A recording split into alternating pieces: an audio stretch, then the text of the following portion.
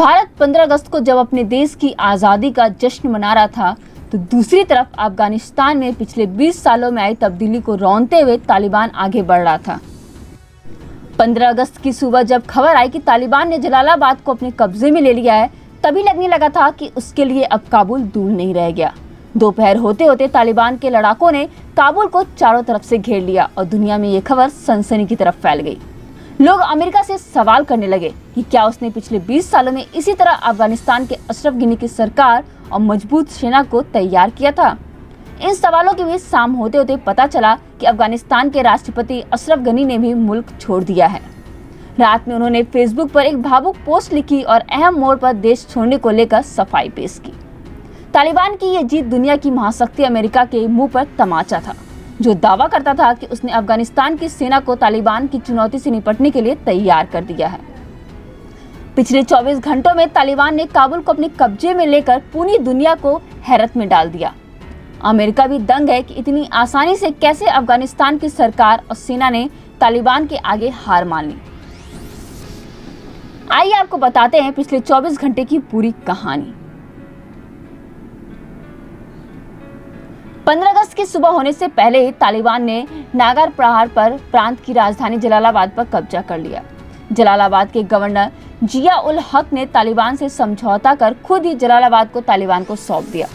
उन्होंने कहा कि स्थानीय लोगों की सुरक्षा के नजरिए में उन्होंने ये कदम उठाया है।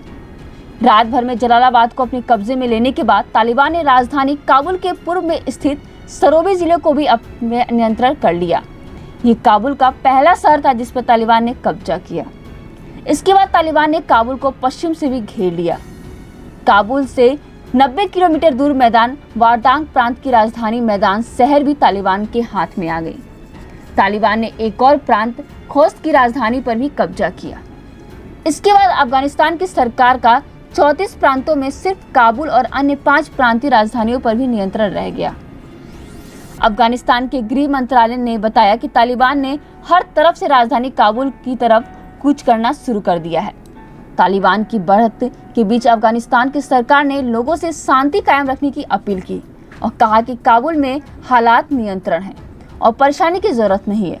तालिबान ने भी इसी बीच एक बयान जारी कर कहा कि उन्होंने अपने लड़ाकों से काबुल के गेट पर इंतजार करने के लिए कहा है और वे शहर पर बलपूर्वक कब्जा नहीं करेंगे। तालिबान ने कहा कि वे सत्ता हस्तांतरण की प्रक्रिया में जान माल को किसी भी तरह का नुकसान नहीं चाहते। तालिबान के काबुल को घेरने को लेकर दुनिया भर के देशों से प्रतिक्रिया आने लगी।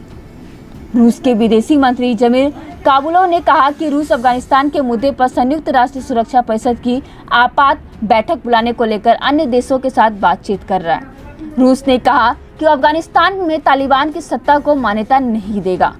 वहीं अमेरिका ने तालिबान को चेतावनी दी कि उसके सैनिकों और लोगों को किसी भी तरह का नुकसान नहीं पहुंचना चाहिए। अमेरिकी सेना ने काबुल एयरपोर्ट की सुरक्षा संभाले रखा है। तालिबान के प्रवक्ता ने कहा कि काबुल में लूटपाट रोकने के लिए उनके लड़ाकू शहर में प्रवेश कर रहे हैं। इसी बीच शाम को खबर आई कि अफगानिस्तान के राष्ट्रपति अशरफ गनी मुल्क छोड़कर चले गए। अशरफ गनी के मुल्क छोड़कर जाने से उनके समर्थकों को भारी निराशा हुई। अशरफ गनी एक दिन पहले तक कह रहे थे कि वो अफगानिस्तान में ही रहेंगे, लेकिन वे अपने वादे को नहीं निभा पाए। अशरफ गनी ने रात को सोशल मीडिया के जरिए देश छोड़ने को लेकर सफाई पेश की। उन्होंने कहा, आज मेरे सामने कठिन विकल्प है, मुझे कठिन फैसला लेना पड़ा। मुझे तालिबान के सामने खड़ा रहना चाहिए। मैंने बीते 20 साल से अपने जीवन यहाँ के लोगों को बचाने में बिताया है। मैंने अगर देश नहीं छोड़ा होता तो यहाँ की जनता के लिए अंजाम बुरा होता। तालिबानियों ने मुझे हटाया है। वो काबुल में यहाँ के लोगों पर हमला के लिए आए हैं। उन्होंने यह भी कहा कि तालिबान ने हिंसा से लड़ाई जीत ली है। अब उनकी जिम्मेदारी है कि वो अफगानिस्तान के लोगों की रक्षा करें। गनी ने आगे लिखा कि खून खराबे से बचने के लिए मुझे अफगानिस्तान से जाना ही सही लगा। तालिबान के काबुल पहुंचते ही पूरी तरह से अफरा तफरी मच गई। तालिबान के खौफ से कई लोग अफगानिस्तान छोड़कर पूरे दूसरे देश की शरण लेने के लिए मजबूर हो गए। काबुल एयरपोर्ट पर भी भारी भीड़ दिखाई दी। अशरफ गनी के देश छोड़ने के बाद तालिबान ने अफगानिस्तान के राष्ट्रपति पैलेस को भी अपने कब्जे में ले लिया। अफगानिस्तान के स्थानीय मीडिया के मुताबिक तालिबान के डिप्टी लीडर मुल्ला वरदात ने कहा कि उन्हें कभी ऐसी उम्मीद नहीं थी कि वे इस तरह से वापसी करेंगे। तालिबानी नेता ने कहा कि अब उन लोगों का परीक्षण इस बात पर होगा कि वो कैसे अफगानिस्तान के लोगों के हितों की सुरक्षा करते हैं।